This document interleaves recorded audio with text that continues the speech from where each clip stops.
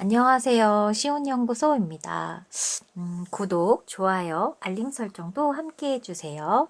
오늘은 우리가 열광하는 관리자 퍼실리테이터라는 책입니다. 리처드 위버, 존 페럴 이제 두 분의 어떤 지식을 담은 책인데요.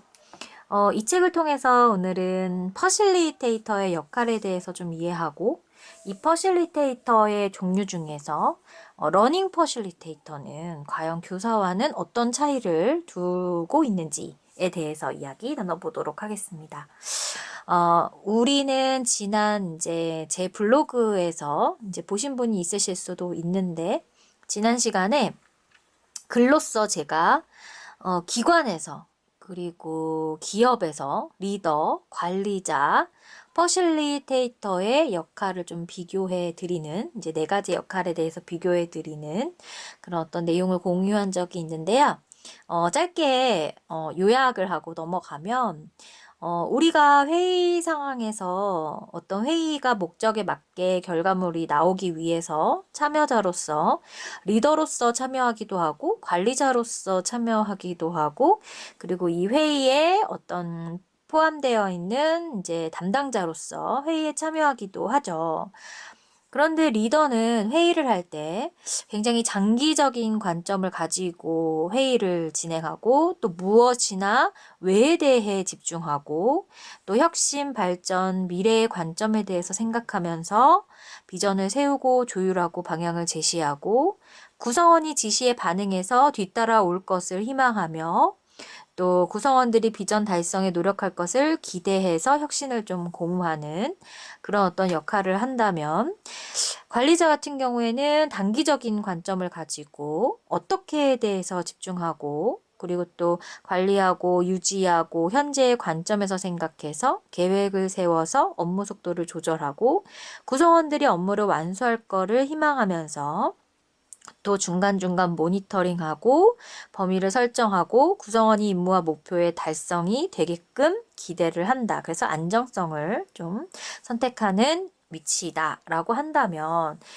이런 어떤 회의 상황에서의 퍼실리테이터가 있다면 그 퍼실리테이터 같은 경우에는 일이 진행되도록 구성원을 돕고 구성원의 관점 발견해서 구성원들의 어떤 정보를 바깥으로 표출할 수 있도록 돕고 구성원이 현재 상황에 집중해서 분명히 이해하도록 돕고 또 구성원들이 생각할 수 있도록 그리고 생각을 교류할 수 있는 환경을 조성해주고 구성원이 비전과 방향을 이해하고 필요한 속도에 맞게 일을 추진하도록 뒤에서 밀어주고 또 프로세스에 잘 참여할 수 있도록 도와주고 그리고 또 구성원이 공유한 비전과 공통의 임무나 목적을 분명히 하도록 그런 돕는 이런 어떤 역할을 하는 사람이 퍼실리테이터입니다. 그래서 여러분들이 퍼실리테이터에 대해서 제 이야기를 들으면서 이해를 하셨을 수도 있지만 이 퍼실리테이터라는 역할은 리더로서 어떤 목표의 결과물을 보여줘야 하는 위치 그리고 관리자로서 목표의 결과물을 보여주는 과정에서 무리가 없도록 케어, 방어하는 어떤 그런 위치와는 다르게 퍼실테이터는 그 회의 참여자들이 그들이 가지고 있는 전문적인 혹은 잘 갖춰져 있는 정보들을 이끌어내서 그 정보들이 잘 조합하고 조율되고 종합이 돼서 보다 좀 효율적인 결과물을 만드는데 도움을 주는 환경을 좀 그런 방향으로 이끌어가는 그런 사람이 퍼실리테이터라고 우리는 이해해 볼 수 있겠습니다. 그런데 이 퍼실리테이터에서는 디자인 띵킹 퍼실리테이터도 있고 회의 퍼실리테이터도 있고 러닝 퍼실리테이터도 있는데요. 제가 하는 업무는 러닝 퍼실리테이터와 그리고 디자인 띵킹 퍼실리테이터에 좀 치우쳐 있거든요. 그래서 오늘은 제가 많이 받는 질문인 교사와 러닝 퍼실리테이터는 매우 흡사한 어떤 그런 역할인 것 같은데 과연 이 두 역할 간의 차이는 무엇이냐에 대해서 여러분들께 이야기 나눠보려고 합니다. 먼저 교사는 초등학교 교사와 중고등학교 교사는 하는 일이나 어떤 형태나 이런 것들에 있어서 약간의 차이가 있는 것 같아서 제가 이제 러닝 퍼실리테이터로서는 초등학교 현장보다는 고등학교 현장 그리고 대학교 현장에서 많이 활용을 하기 때문에 저는 교사는 중고등학교 교사에 좀 국한되어서 그리고 러닝 퍼실리테이터도 이제 중고등학생을 대상으로 한 러닝 퍼실리테이터의 경우에 과연 어떻게 행동하는지에 대해서 여러분들과 이야기를 나눠보려고 합니다. 먼저 좀 기준을 비교하려고 하는 기준을 좀 생각을 해봤는데 뭐 목적이라든지 태도 그리고 또 전공 뭐 그리고 어떤 장소인지 그리고 어떤 능력을 갖춰야 하는지 어떤 성향으로서 다가가는지 이러한 일을 하기 위한 필수 조건은 뭔지 그리고 대입해 볼 수 있는 어떤 학문에 뭐가 있는지 그리고 플랫폼에는 어떤 플랫폼을 운영할 수 있는지 그리고 자주 이렇게 일하게 되는 연령대, 그리고 급여, 뭐 발전도, 그리고 이후 연계 직업까지 이렇게 여러 가지의 기준을 들어서 여러분들과 이야기 나눠보려고 합니다. 먼저 교사의 목적에 대해서 얘기를 해보면 교사는 아무래도 목적은 이제 가르치는 거죠. 중고등학교 교사는 더욱이 더 이제 가르치는 데 목적을 두고 있습니다. 러닝 퍼실리테이터는 가르치기보다는 이끌어내는 데 목적이 있습니다. 그래서 조금 더 구체적으로 얘기해 본다면 선생님이 교실에 들어가서 오늘의 활동에 대해서, 오늘 학습에 대해서 칠판에 메모를 하고 그 내용을 전달하는 그런 어떤 형태로 가르친다라면 러닝 퍼실리테이터는 들어가서 어떤 내용을 전달하기보다는 우리가 오늘 이런 학습 구성 상황에서 여러분들이 어떠한 생각을 가지고 어떻게 자기를 표현해야 하는지에 대한 어떤 규칙이나 룰이나 아니면은 환경을 조성하는 데 필요한 몇 가지의 어떤 그런 사례들을 그 학습자들에게 이해시킴으로써 보다 좀 더 능동적으로 참여할 수 있는 분위기를 만든다라는 데에 목적이 다르다라는 걸 알 수 있고요.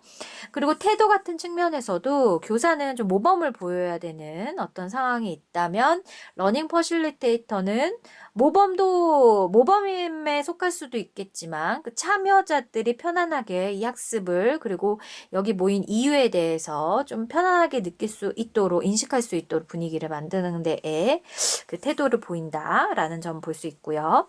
전공에 있어서는 이 중고등학교 교사들은 아무래도 특별한 어떤 그런 특수 분야의 어떤 그런 학문에 대한 전공이 필요하겠죠.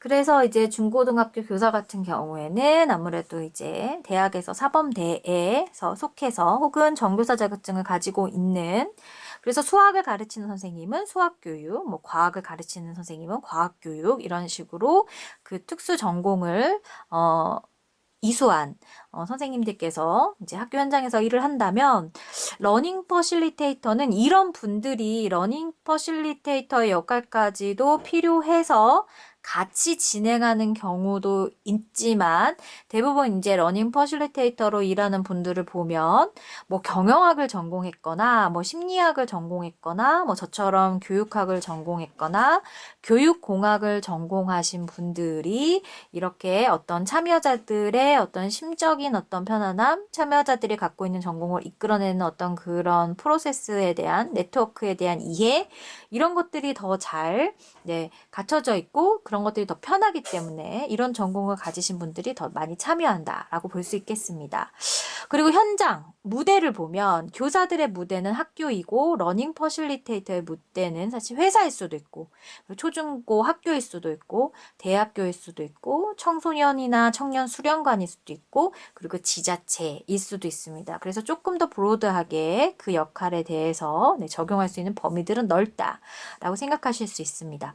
또한 능력에 있어서는 중고등학교 교사들은 아무래도 특정 교과 지식의 적용이나 활용에 좀 초점을 맞춘다면 다양한 분야의 지식을 알고 있어서 그것에 대해서 아주 전문적이고 심층적인 어떤 지식이나 어떤 정보는 가지고 있지 않다 하더라도 그 어떤 회의나 어떤 상황에서의 그 학습자 혹은 참여자들의 전문성을 이끌어내기 위한 어떤 테두리 안에서 우리가 이해할 수 있을 정도의 어떤 지식의 깊이는 가지고 있어야 된다. 그래서 제가 앞서 얘기했던 전공에서 뭐 경영학이나 심리학이나 뭐 교육학, 교육공학에 관련된 사람들이 이 러닝 퍼실리테이터를 많이 한다고 했는데 그것이 바로 이러한 이유에서도 네, 해당이 된다라고 볼 수 있겠습니다. 그리고 성격적인 측면에서는 중고등학교 교사 같은 경우에는 좀 이렇게 지킨다라는 어떤 성격을 가지고 있죠. 그래서 이 학교 내에서 할 수 있는 범위를 지킨다. 그리고 학생들을 보호한다라는 어떤 성격을 가지고 있다면 러닝 퍼실리테이터는 지킨다라기보다는 좀 목적에 이르도록 지원하고 민다. 약간. 그러니까 지금 현재 우리가 해결해야 하는 문제 해결의 원인과 결과를 분석해서 그 결과를 좋게 하기 위한 아이디어를 촉진하도록 민다라는 측면에 초점을 맞춘다라고 볼 수 있겠습니다. 그리고 이제 대입을 할 수 있는 어떤 그런 프로세스에 대해서 얘기를 해본다면 중고등학교 교사는 아무래도 특정 교과에 대입을 해야 되겠지만 이 러닝 퍼실리테이터가 정말 잘할 수 있는 영역에는 융합적 교과 과정이 있다. 융합적 교육 과정이 있다. 그래서 여러 개의 학문을 합쳐서 뭔가 원인과 결과를 어떤 분석해서 도출해서 아이디어를 제시하기까지 네, 그런 어떤 사례를 들어볼 수 있고요.